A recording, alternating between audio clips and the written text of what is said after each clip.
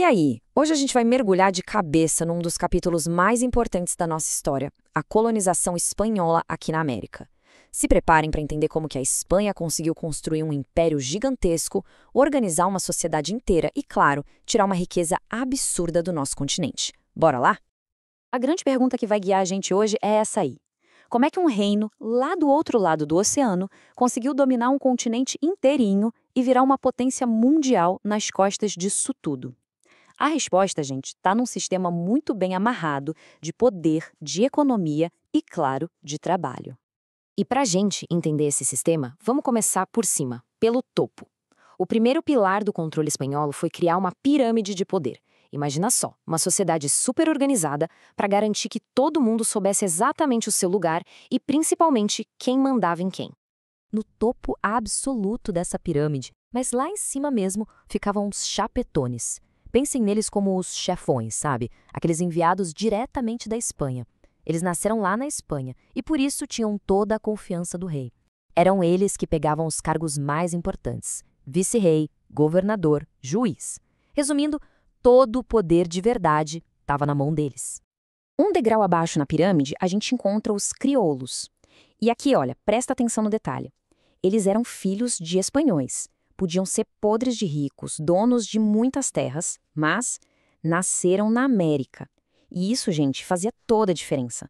Só por não terem nascido na Espanha, o poder político de verdade era negado para eles. Guardem bem essa informação, porque essa treta entre crioulos e chapetões vai ser o estopim para muita coisa lá na frente. E agora, sustentando essa estrutura toda, formando a base gigantesca da pirâmide, estava a maior parte da população.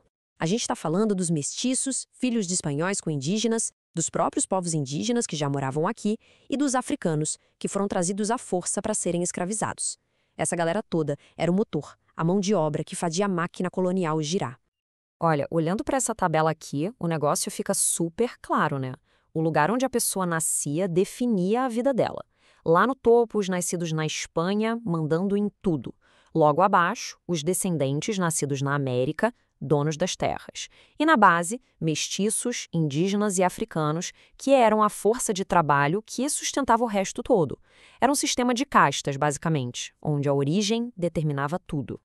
Aí fica a pergunta, mas por que criar uma sociedade tão rígida, tão dividida assim? A resposta é bem simples: grana. Ou melhor, riqueza. Essa pirâmide social foi a ferramenta perfeita para organizar a exploração econômica das colônias, que era o verdadeiro motor do Império Espanhol. E assim, não tinha nem o que discutir. O objetivo era um só e bem claro desde o começo. A coroa espanhola estava de olho mesmo, era na exploração de metais preciosos, ouro e principalmente prata. Era essa busca por riqueza que movia tudo, desde a conquista até a colonização. A gente pode até dividir a economia da colônia em duas partes. De um lado, uma economia mais periférica, que incluía a produção de açúcar, que foi super importante em lugares como Cuba, no Caribe. Mas o coração, o centro de tudo, o que realmente sustentava o império e enchia os cofres da Espanha, era a extração de prata. Minas como a de Potosí, que hoje fica na Bolívia, viraram lenda pela quantidade absurda de prata que saiu de lá. Beleza? Então a gente já entendeu a pirâmide social e que o foco era a prata. Mas agora vem a pergunta fundamental. Quem é que fazia todo esse trabalho pesado? Quem é que sustentava essa economia gigante? Bom, a resposta está em 3 sistemas de trabalho forçado. Primeiro, a mita. Esse era um sistema que os espanhóis adaptaram no Império Inca e que obrigava as comunidades indígenas a mandar homens para um trabalho temporário e super pesado nas minas. Era o jeito deles pagarem impostos, sabe? Depois, tinha a encomienda. Nesse sistema, um colono espanhol recebia o direito de usar o trabalho de um grupo de indígenas com a desculpa de que ia cristianizar eles. Na real, era escravidão disfarçada. E por último, a escravidão africana. Milhões de pessoas foram trazidas à força da África para trabalhar até a morte, principalmente nas plantações de cana-de-açúcar lá no Caribe. Esse resumo aqui é bem direto e forte.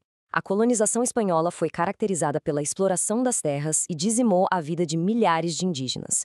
E é muito importante lembrar que, além de toda a violência e do trabalho forçado, uma das coisas mais terríveis foram as doenças que os europeus trouxeram, como a varíola. Os povos nativos não tinham nenhuma defesa contra elas. Ufa, foi bastante informação, eu sei. Mas calma, agora a gente vai organizar tudo isso na cabeça.